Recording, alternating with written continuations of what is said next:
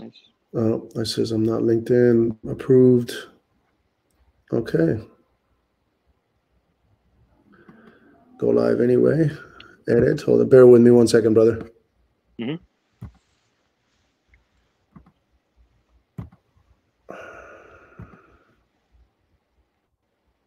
No, I have to do something on LinkedIn. It's not allowing me to log in.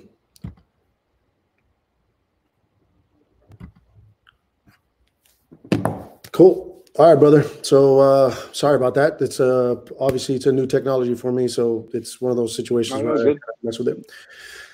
So what's up, everybody whoever's watching? So this is a new channel or new process that I'm trying to figure out here. I'm trying to help out the jiu-jitsu community as much as possible. And I think one of the best paths to help out the jiu-jitsu community is by helping out the top athletes. Because we all know that in this sport, at the very beginning, especially if you're a young guy in this sport, you don't have the capital to be able to find the resources for you to get the proper health in order for, or the proper assistance for you to get the help that you need to maximize your recovery and your training. And this is one of those situations where I'm trying to help out a professional athlete, but at the same time, everybody that is watching this also benefits as well. So introduce yourself, Keven. Hey guys, whoever's watching, I'm Keven Carrasco, right now living in Arizona. I'm from California and currently training under Kishio in Phoenix Jiu-Jitsu out in Goodyear. I've been training since I was 9, so at least 10 years I've been on the mats, sometimes on and off, and that's pretty much it. Yeah. Cool. You started jiu-jitsu at 9, or you started doing martial arts at 9? I actually started doing martial arts before jiu-jitsu when I was around 7. I've done Kempo karate. Long story short, I was actually more into the whole sparring. I wasn't really into the whole doing the techniques, doing the games. Even at such a young age, I just wanted to go out there, have some fun, but also like get into the action. So the first time I was introduced to jiu-jitsu was much more attractive because they put me in the field. They put me with other kids who could really beat me up, and I was already in love with it, falling in love with it, competing off the bat, like my first month in. Cool. And what drew you to jiu-jitsu? Like, was it something like mom and dad, or was it something that you found on your own? My brother, actually, because my whole family trains, and primarily my older brother was looking around for a jiu-jitsu gym because it was starting to be very popular. And so when he joined, I joined as well, and that's pretty much how I got connected through him. He was finding a couple of gyms in the downtown area of North California, and that's pretty much how we started. So from him, then my father and I and my other 2 siblings, and that's pretty much what we stuck with. Okay, so in case anybody is unaware, Keven actually give him your resume into the jiu-jitsu world, man. Like, what's the most important thing you've done so far? What's the biggest thing that you've done for the jiu-jitsu for like my whole career? So far, yeah. What's the number one? What's the biggest Worlds. My number one was Worlds. For competing, Worlds for sure. That was the one I worked the hardest for. Okay. There was a couple of tournaments that I've tried to work hard for as well, and of course, either I come up short or some training happened where it doesn't really go my way. But Worlds is my biggest accomplishment for sure. It was last year, purple belt rooster weight. Okay. Yeah, that's cool. So what did you do to prep for that? I mean, obviously you've been training jiu-jitsu for a long time, but what was it?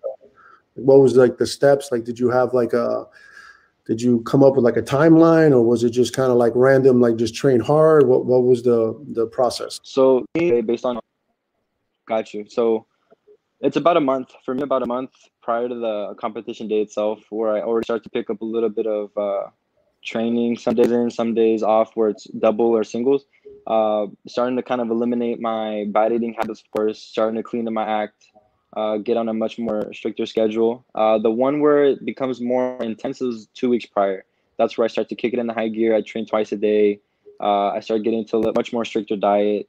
I try to keep my water intakes high as well until a couple of days prior so I can do the water cut. And that's pretty much it. Train twice a day, strict diet if I could. Occasionally, if I feel like I'm doing really well, for example, if I have a set goal throughout the week to cut a certain amount of pounds and I go above it, I try not to keep myself on a strict path. I kind of give myself a little bit of leniency to kind of help my mental to not really suffer too much. And I keep going on with that pattern to make sure I'm kind of enjoying the journey for the weight cut, you know, not feeling like I have to suffer too much in order for me to kind of much more and cut. Right.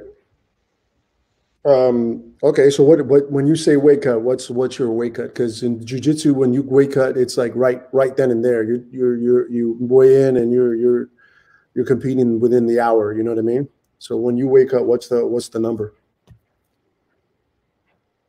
Mm-hmm. Did you get that? I was trying to hear. You're asking if how much do I weigh? How much do I weight cut? You're asking?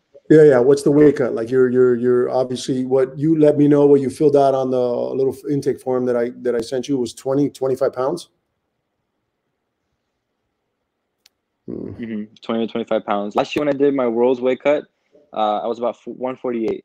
And the easy part is, of course, cutting the first 10 pounds, first 15, because for me, knowing my body, that's usually the junk, usually the waste, usually the bad eating habits. When I start to hit that plateau is when I'm at my low 30s. So from 30 to 35, depending on, of course, how much muscle I've had at the time. And for about, let's say 7 to 10 pounds, it becomes much harder. So about 20 to 25 pounds. That's how much it was for me, from 148 to 123. And where do you, this is the reason why I ask about the weight cut is because, you know, you're young. And I'm assuming dad may have helped you because they all train as well. So you probably had some guidance with that. But where are you getting the process of weight cutting? Is this something that you're just kind of winging it? Is it like what is it? What's how did you come up with the system that you're following right now for the weight cut that you're doing?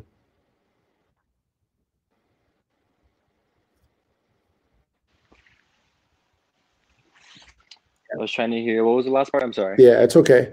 Let me. I said, like, where did you get the guidelines for your weight cut? Like, it's something that it's somewhat of a science, I guess. You know, not really a science, but it's kind of a science. It's not an easy thing to do, especially if you're trying to shed off 25 pounds. It's not the safest thing on your body.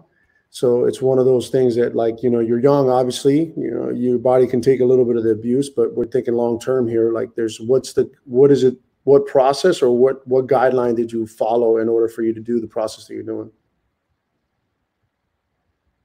Did you get that? I've had a little bit of, I've got that. I've had a little bit of help on the way. I do understand that, of course, my body is a little young and it's much more fresh to kind of take the abuse.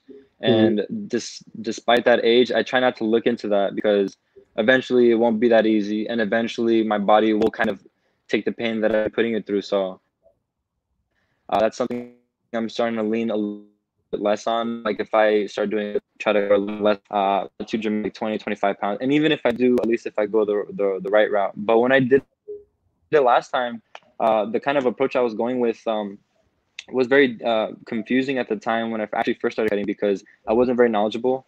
I've had a little bit of help on the way. My professor, his wife, she helped me a lot cook meal preps, pretty much gave me some foods like along the way as I was training in their area. So that family was helping me a lot. I've had a nutritional coach that's helped me a little bit. And it was all ultimately an adjustment. With that nutrition plan was a little different because I didn't feel like I was getting enough energy. So I kind of went through the route of the last couple of weeks, last 2 weeks, last 1 week, basing it off of getting whatever I can. And then when I go to train, hopefully kind of have the willpower to go. Ultimately, it was just a lot of willpower. Through the last week, that's how it was feeling for me. Okay. So it wasn't necessarily a strict diet that was adjusted and scheduled and perfect for me, if you can say. Because I think, of course, if I were to go through that route, I would have to, of course, look up some professional programs, and they will look into my blood type or how I habits and stuff like that. And to be honest, it wasn't really that easy. It was a lot of. Yeah, I can understand that. It's weight cutting is not easy on anybody, no matter what it is. And I had a conversation. I always forget how to say her name. Kendall Rousing, and she was a competitive wrestler. Yeah. And she actually got out of wrestling and came back to jiu-jitsu because the weight cuts were getting a little bit too severe for her. And it was causing like a lot of basically a bad relationship with food, you know, and it was kind of difficult for her, and it changed her to the point where she was actually on the Olympic track for wrestling, and she decided not to do it because the last weight cut that she had, she needed help getting on the scale. So she basically decided to let go of wrestling in order for her to like focus on jiu-jitsu, because with jiu-jitsu it's a little bit less, usually a little bit less of a burden to do like weight cut, where it's like a norm in the wrestling world. So one of the things that you put down on here is that you do 25 rounds a week, right? Like what's your weekly schedule like? Like what is it normally, and then what changed when you were prepping for Worlds? So right now it's a lot more different, to be honest. I've gone through a lot of things, and actually about a year since, considering Worlds would have been around this time. I didn't have an actual job to rely on. I was getting a lot of support from my parents, shelter-wise, food-wise, and of course. So obviously I don't have that. And another thing is the availability. So I was able to train twice a day. I wasn't able to train twice a day right now as easily. So that was something I had to consider and take up on. Comparing competition to regular, of course, is I think of it as when I'm training regular, like right now, it's more of trying to get the time in to train, but of course not overkilling myself, learning some new techniques and stuff like that. But whenever it comes to competition, my mind switches automatically. I push myself as much as I can. It's just always been a habit ever since I was really little, for me to do for big tournaments specifically. And it would be more drills, more rolls, just a very hard mentality on myself to consider that if I'm not training hard enough, someone else is probably training harder than me. It always for big tournaments. Round wise or drill wise, whatever it is, I would just try to do the extra I can. And then of course recovery, I would try my best as well. I would get a lot more strict with myself and consider anything I had to do rest wise or activity wise, it would result on the next day and for a big tournament. Yeah. So basically you did most of the stuff on just basically your own perceived exertion. You weren't actually doing any type of like structured kind of regimen or anything like that. Like, hey, I'm going to do X amount of rounds on a weekly basis and then kind of prep. Not necessarily. Yeah. So it was more just kind of how you felt and just kind of pushing your limits on every time that you trained. Yeah. Did you get that?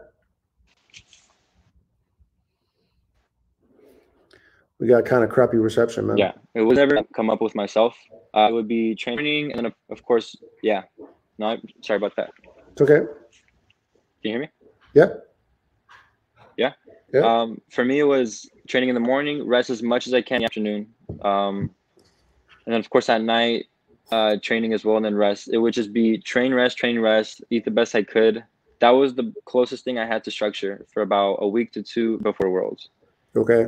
And considering that big of a tournament, I had to talk to my parents. I had to talk to my girlfriend, her parents, my professor, and stuff like that to let everyone know that, of course, if I'm going to reach this goal, it's not something that people would just say, oh, you know, I'm just going to take the time off to rest. I'm just going to not even consider taking it that serious. It was completely different for me.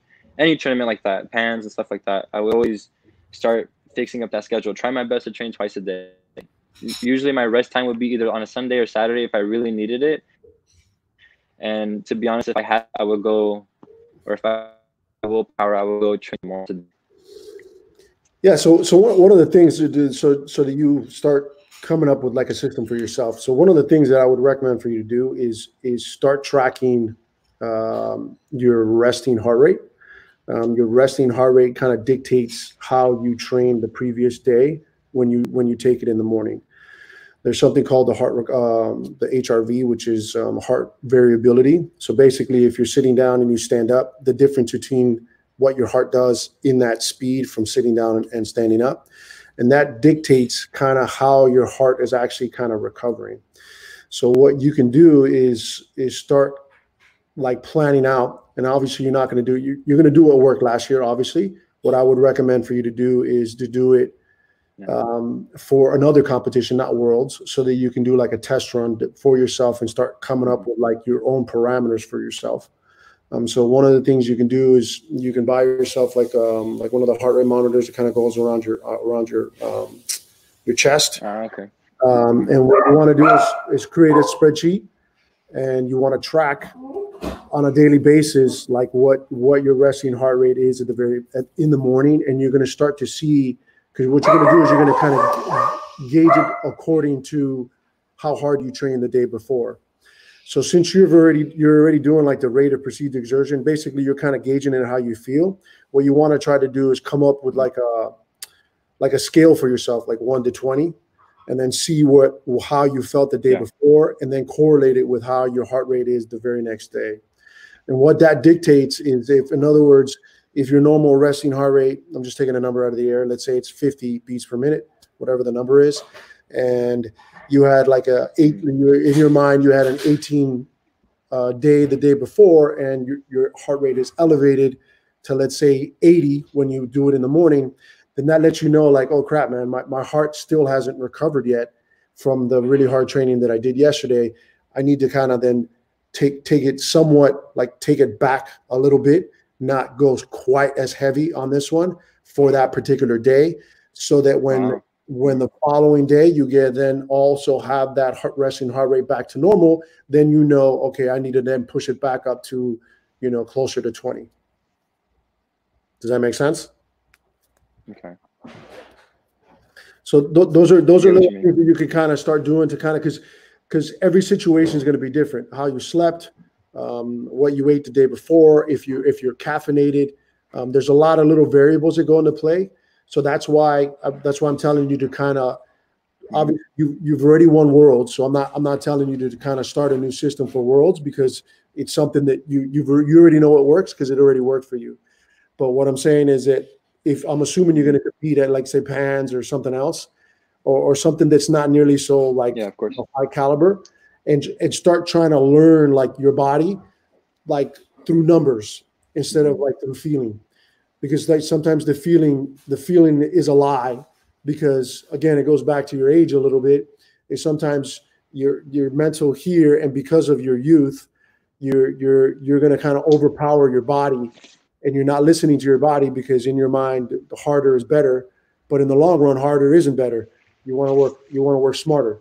You obviously it's a phrase that everybody knows. You want to work smarter, not harder. But for your current situation at the current moment, you want to kind of go ahead and do exactly what you've been doing. But for the smaller events, start trying to like kind of create a little spreadsheet and go, okay, Monday, and take little notes. Monday, my resting heart rate was, 50 beats per minute. Tuesday, it was 55 beats per minute. And then think, what did I do differently yesterday that made like a 5-beat difference or a 10-beat difference or whatever that number is? Because then that lets you know, like, oh, did I have too much coffee? Did I not sleep right? Was it my schedule at work? Those are things that, because there's a lot of things that, because you're also working full time, so you kind of want to kind of keep that in mind. So one of the things you want to look up for yourself is look up what's called resting heart rate. You also want to look up what's called HRV, which is heart rate variability. And there's a bunch of different things you can do. There's a bunch of companies that can sell like different like straps. But you want to kind of educate yourself so that you know exactly what your heart rate is doing, so that you know when to like really hit the gas. So you're like, okay, my heart it's in good shape mathematically. If it's in good shape mathematically, then I know I can press it to 20. I can push myself really hard today, because what people don't understand, and you're not alone. All athletes do this, especially someone who doesn't have like guidance, is you think more is better, and more is not better. It's even though it feels like it is, but it's not. In the long run, year after year, I understand. You want to make it to where you're doing like a slower climb, so that you're able to then sustain that high energy level. Because you may have lucked out a little bit on this one time that you did purple belts and you won at Worlds, but you just kind of went a little bit by how you felt. Imagine if you were able to do the same win, but then you felt great while you were doing it. You know what I mean? Instead of feeling like you got hit by a truck. Yeah, of course. Because I'm sure that's exactly how you felt. Like how many people? Yeah, it's true. It's true. Like how many people were you in your division? I had 5 matches. I think it was about 36. Yeah, that's a lot. 5 matches in one day that's a lot. Bro. You know, it's Yeah. you're going again. You're going 150% when you're doing those matches because you know everybody's trying to win world. So you got 5 matches. Everybody's trying to win. Yeah. You don't do any type of because in the questionnaire I also asked you like if you do any type of prehab stuff, right? Like, do you do any type of flexibility work? Do you do any type of like joint work, or you're just kind of going with just your jiu-jitsu movement? The thing that you have on your side, thank God, is because you started so young when you were 9 years old or 10 years old. Your body is a little bit more pliable at that age. So a lot of the flexibility and mobility that you got when you were younger, you're going to have for the rest of your life, which is amazing. So that's one thing that you have that's on your side that for the rest of your life, you're always going to have the mobility and the flexibility that you had when you were a kid. But you also got to realize that you're in this for the long run. You're a marathon. I mean, what'd you say? You just turned 20, right? You're 19, 20 years old, right?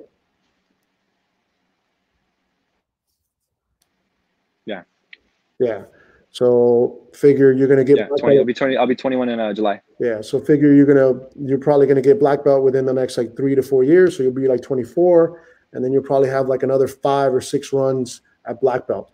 So think about that. You're thinking 10 years of hard work. So you got to start kind of thinking of doing that kind of stuff. So one of the things that I kind of teach is it's a program. I teach it, but I'm sure in Arizona, there's places you can do that. Not the cheapest route, unfortunately. It's a class called Ken Stretch, and the principles are based on, it's basically, think of it as like physical therapy, but like in a workout setting. So for your particular case, strength training for you is jiu-jitsu, which is kind of what you're already doing because you're not doing any type of lifting, right? You're only doing jiu-jitsu. You're not doing any type of like strength training, correct?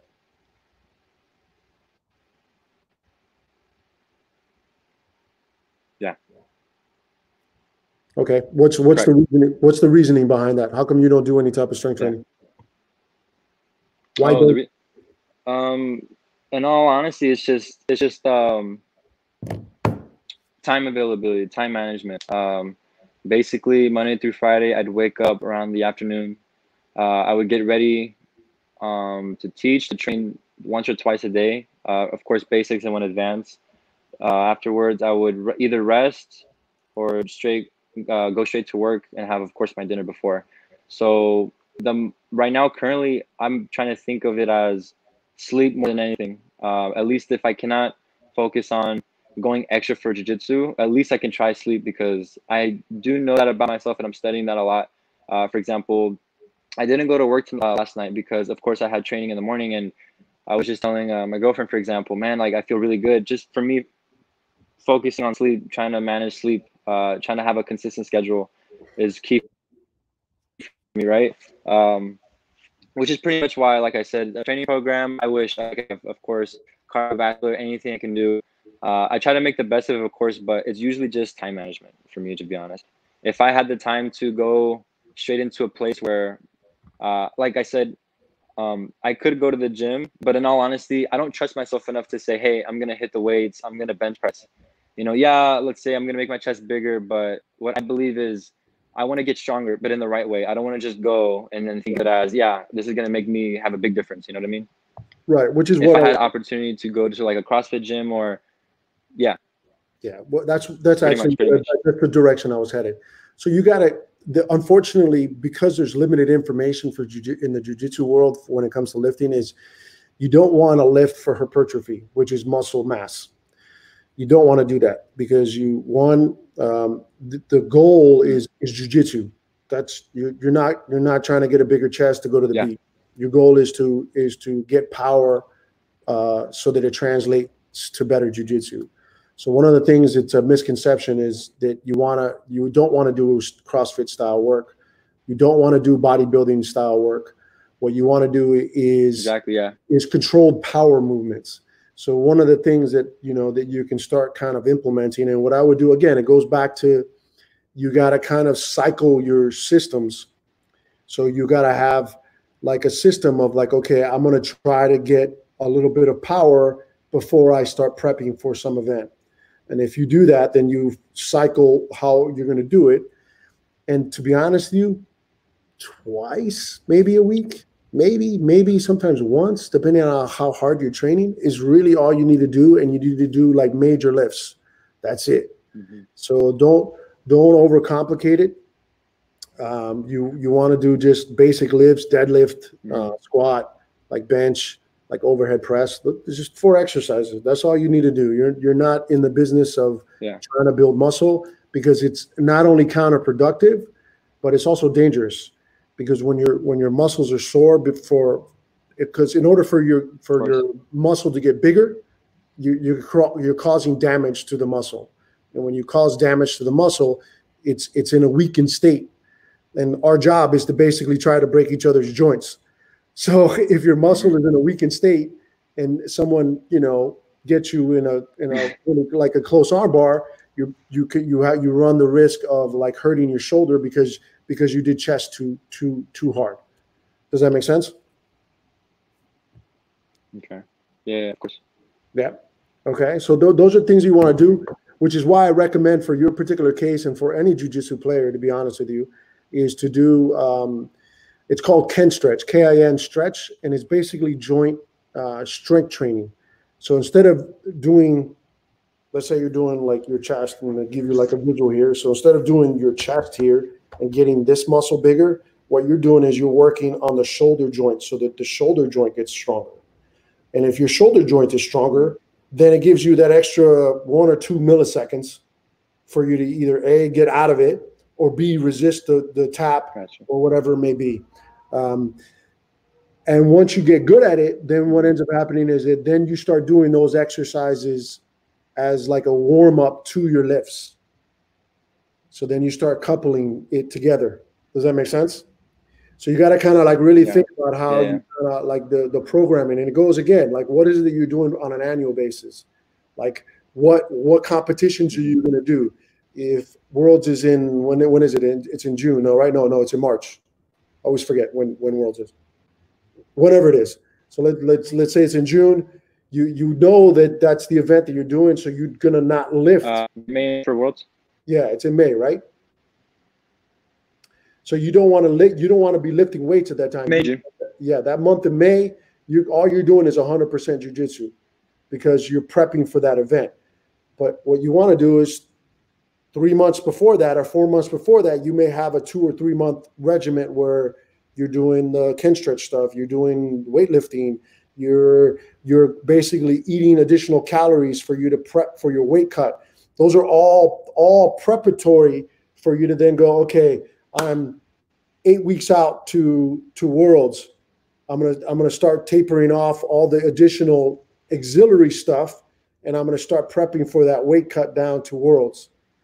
Then the Worlds event happens, and then you repeat the process for the next event.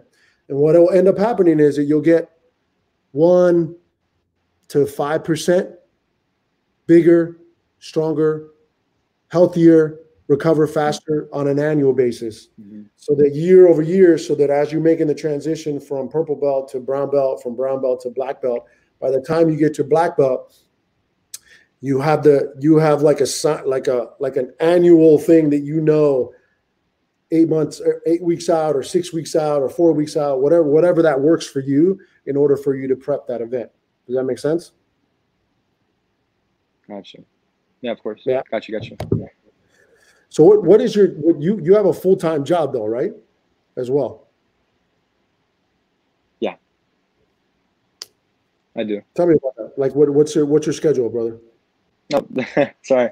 I'm trying to hear right after training, it would be around 10:45, 11-ish. I'm working at UPS. It's considered a part-time. But lately, we've been getting a lot, so it would be about at least 5 to 6 hours, around 11 to leaving about 5 or 6 in the morning. Okay. Do me a favor. You're breaking up. I'm gonna disconnect you for a second and then come back in because it's like the connection's really bad. Cool. So give me 1 second. Okay. Yeah.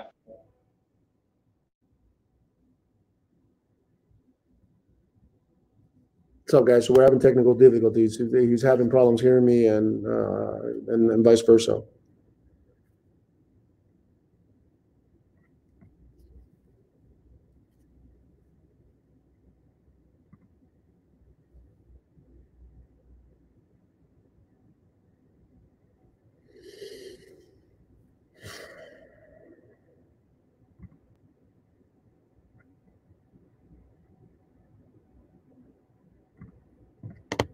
Uh-oh, I think we may have lost him. But this is what happens when you have brand new software. I don't know exactly how to use it.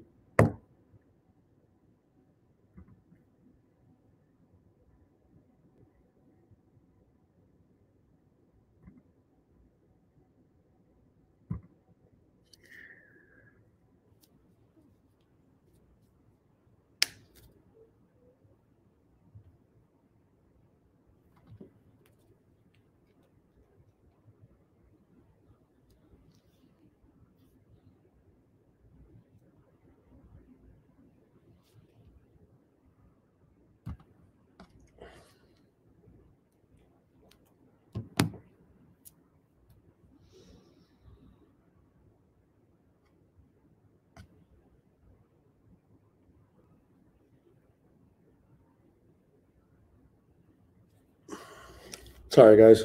It is what it is. There's nothing I can do about it. It's technology BS.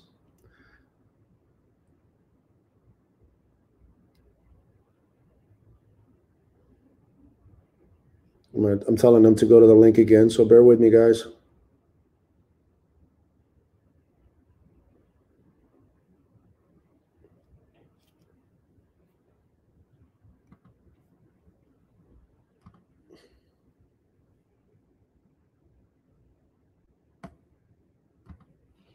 There we go. Better? Way better. Way better. Way better. Yeah, way better. Right, I had to go to a different area. Sorry about that. It's all right, man. You're also doing it on your phone, right? On my phone. Yes. Yeah. It's like it's on my side. The apartment complex is not the best right now. So yeah. Cool. So again, you have you sound way better. Sorry about that. So it's okay. So you're doing like what most athletes that I've talked to so far,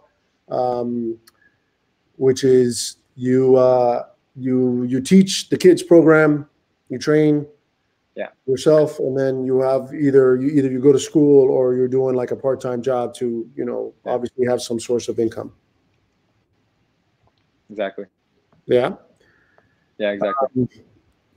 Hold on 1 second. And you've never actually been hurt, right? No, luckily no. I have a huge thing with that my ego is right out the door. Whenever I get into a submission, whenever I feel like my ankle is popped, like minor pops, like let's say I get an ankle lock and it pops, I put that as a priority. I cut off training. I'll probably do some drills, but if I feel any pain, I'll just let it rest. Put some ice, elevated, and all that stuff. So I already handled it ahead of time. Major injuries, no. Luckily, no. I'm very thankful for that, actually. Yeah, that's one thing, because just what I'm also noticing in the jiu-jitsu community is that one of the questions I asked you, and I'm sure that you probably didn't even know what I was referencing, was what's called a contact injury and a non-contact injury. So there's two different types of injuries. So there's a contact injury, which is someone heel hooks you, and you tear your ACL. There's nothing you can do for that. It is what it is. You waited too long. You didn't tap, and you fucking hurt yourself. It pops. Yeah, it pops. Done. Then there's non-contact injury.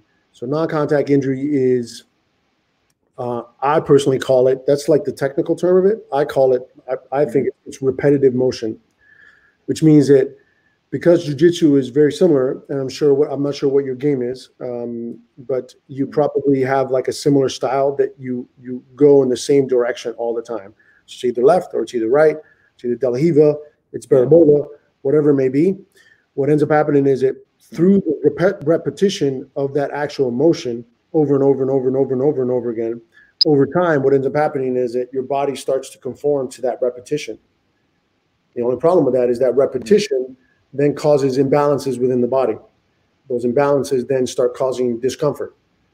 So it could be muscular, it could be at the joint level. There's all kinds of different things that can go wrong. So, gotcha. Okay. Does that make sense? So we as humans, we're not made to do sports. Sports is something that was made up by us humans, and sports in general are not really that great for your body. So one of the things that you need to also start thinking, or for yourself, so that you learn for yourself, is what is it that I like to do in jiu-jitsu, and what's the exact opposite of it? So my recovery days, I'm going to do the exact opposite of whatever it is that I do. So if I'm having like a light day, if I'm going to the gym, or if I'm stretching, or whatever it is that you decide that's part of your regimen, you got to make a mental effort of like, okay, what is it that I like to do? Do I like to do berimbolo? So let's say I'm just taking a move out the air. Let's say I like to do berimbolo. Well, think about it. You're basically flexing your knees to your chest in order for you to be able to invert with your legs fully extended. So the opposite of that is you're going to do a back bend. So you needed to then focus on the days to help your body recover. You want to start working on like back bends. If you're doing De La Riva, a lot of De La Riva, does that make sense? Yeah. So you want to do the complete opposite, pretty much. Yeah. You want to basically do the opposite, so that, in other words, your body is going to go, you're doing this all the time, same move all the time, getting better at it, getting better at it, getting better at it, getting better at it. But this side is not doing anything. It's just, and so the larger the gap gets, then that starts to cause discomfort somewhere. Something's going to catch up with you eventually. That long imbalance of that motion, what ends up happening is then all of a sudden you do a normal movement and boom, you threw out your back, or boom, you hurt your knee. Something that you normally do, and that can be avoided. So the best thing to do is that, I'm not saying to stop doing your normal regimen, just try to get this to kind of go to trail a little bit behind it.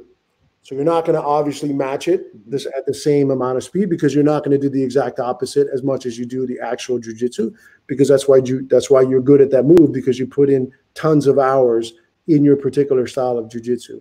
So when it comes to the body, if you start gaining strength in one direction like this, you got to get the opposite direction to kind of trail behind it as close as you possibly can to it. Does that make sense? So 2 ways that you can do it. Stretch this side and strengthen the other side. Does that make sense? That side. So strengthen the opposite side, stretch the side that gets worked a lot. Okay? So those are common things, because I see it a lot with a lot of the high level guys. It's like, you may be gifted. One of the things that you have, again, I go back to your age, that you started so young, is that because you started so young, your body already found the proper modality for the movement that you might actually do, which is great. But I've also seen, for anybody that might be watching, I've also seen the negative effects of it, where you see a 21-year-old that's like, he's got back pain and knee pain and ankle pain, and it's like, dude, you shouldn't be having so much pain. Like, that pain is not normal. It means that your body is pain means that there's something wrong, and that's your body communicating with you. Yeah. And you got to kind of take a step back and go, okay, well, what's off and what's wrong, in order for me to correct it, so that, because no matter what you think, if there's some type of gnawing discomfort, whether it's soreness or whether it's like muscle pain or whatever, it's taken away from your brain power, even if it's 5%, 1%, 10%, 20%, depending on the intensity of that discomfort. And that's a distraction from you to maximize your effort to the actual jiu-jitsu. Does that make sense? I understand. So the same thing that you were saying with sense. It makes complete sense. Yeah. So it's the same thing that you were saying with the like when you hear like your ankle pop, you take care of it immediately. So this is the stuff that I'm telling you now is preventative medicine. It's stuff so that you don't see it in 5 years from today or 6 years from today. So think about it. At least a couple times a week, you want to kind of balance it out. Whatever it is that you do a lot of, what did you focus on? I don't know, because you're also at the purple belt level. And from the conversations I've had with other athletes is usually you go through waves of specific jiu-jitsu. So right now you may like, I don't know, De La Riva. You get to brown belt, you've got over De La Riva, you want to go to reverse De La Riva. I'm brown belt right now. Oh, I'm sorry. I'm not sure if you knew. I'm sorry. But I understand completely. Yeah. So you understand what I'm saying? Like your game now, your jiu-jitsu is different than what it was when you were a white belt. White belt, you were just learning everything. Then blue belt, you kind of like, there's certain things that that are not that great, but you still haven't found what you wanted. Purple belt, you start kind of figuring out like, oh, okay, this is kind of like my body, it kind of goes in this direction and I kind of like the way it feels. And I have good success with this style of jiu-jitsu. Then brown belt, you fine tune it. Then black belt, you master it. Is basically the way I think of it. So as you kind of go through those evolutions, you got to really think about the movement that you're doing and think to yourself like, well, what's the exact opposite of the movement that I'm doing? And then I need to, part of my recovery, part of my days off is to do movement that is the exact opposite of the jiu-jitsu that I like to play. Because what that does is it creates that closer gap between what you're good at and what you're not good at physically, not jiu-jitsu wise. Jiu-jitsu is totally different, but physically. So that this kind of, as this grows, you want this side to also trail it a little bit. It's never going to be even, ever, because this part where you're working is why you're good at jiu-jitsu, because you're doing this in an excessive amount of repetitions. But you want to get this to work a little bit so that it kind of climbs with you. Does that make sense? Cool, brother. Do you have any questions for me? Yeah. No, I'm just trying to take it all in. I'm trying to, understand with all the new information, of course, the bad reception, but I'm like really intrigued. I really like what I'm kind of getting the knowledge of in order for me to kind of feel at least 1% better a day, especially for what the kind of schedule I have. I have not necessarily an excuse considering what my goal is. Ultimately, for me, it's just finding the way to time manage, like you said, to kind of at least put one day in of certain strength training that is involved for jiu-jitsu. Stretching, of course, I'm a huge believer in that. I don't want to just rely on my youth to say, hey, I don't feel that bad to wake up the next day, already get a head start on stretching. So I'm already considering that. But overall, it's just, kind of taking it in. I'm liking what I'm hearing. I really do. I appreciate it as well. Yeah, absolutely. The only last thing I would recommend is start coming up with a system for food. So the same thing. What I'm going to do is I think that's usually the hardest obstacle for most people. So one of the guys that I work with, he's a sports nutritionist. I spoke to him, I would say like 2 or 3 weeks ago. I did a similar thing. We didn't do a live. We basically did like a podcast. And we went through like he's an ex-hockey player. And so what I'm going to do is I'm going to have him maybe give you like a little bit of a guideline and I'm going to send it to you like in an audio form or like a video form and have him watch this so that he understands exactly what's going on. And then have him give you like at least like a foundation of like, hey man, this is how you want to approach it. Try to do this. Just understand that when it comes to nutrition is individual. One of the things that you would want to do, and I'm actually kind of doing a little bit of research myself because I think that people don't know that they need to do that. DNA testing and blood work. And what that does is it lets you know like what's the most optimal macros for you. Are you naturally allergic to dairy? Are you because everybody's a little bit different, and it gives you at least a little bit of a framework of what you need to supplement as well, because iron is a big one. Iron is basically helps you bring oxygen to the mitochondria, which basically it's basically the workhorse muscle. So if you're a little bit low on iron, sounds crazy, but not eating enough greens can affect your cardio. It's crazy, but literally, if you're not eating enough greens, it affects your cardio. But I don't know. You could be in the best possible shape. So I'm actually doing a little bit of research on my side because I feel like I want to make it so that it's give like a resource to people like you and go, hey, listen, you can do this whole thing for yourself. And it's like maybe like $300 or $400 or I don't know what the number is. I'm just taking a number out of the air and go, look, just buy this one time, go to this medical doctor, go have them do your work, go have them do it so that then you know exactly like, hey, this is exactly who I am. And this is how I'm going to approach my meal plan. Because that's really what it is coming down to basically science, man. You want to kind of approach it. Don't just wing it. You want to approach it like legitimately, like how am I going to kind of plan my food? Yeah. But that's it, man. Cool, bro. But it sounds like you're doing good things, man. Guys, if you're watching, follow him. His handle's at the very bottom. So give him a follow. If you have questions, you want to reach out to him, reach out to him. The whole goal behind all this is so that you guys that are watching can benefit from me, educating him. It's not just him. We're all in the jiu-jitsu game, I just have different needs. He's going to be 21. I'm going to be 42. I still do jiu-jitsu.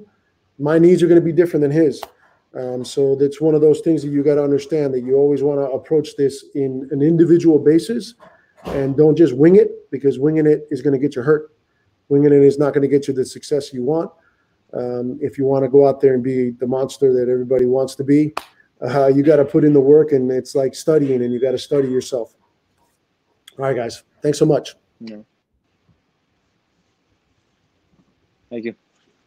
Don't go